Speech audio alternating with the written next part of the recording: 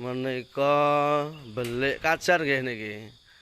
Suasana pagi setelah do ngaji subuhan.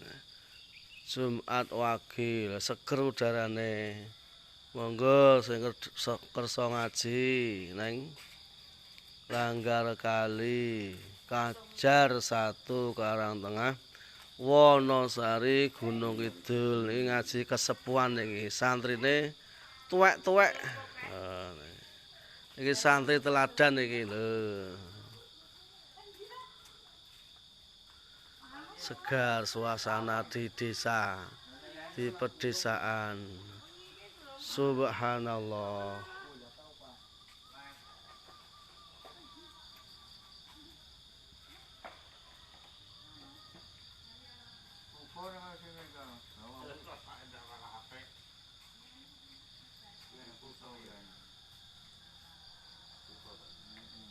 Putul arek nggo apa?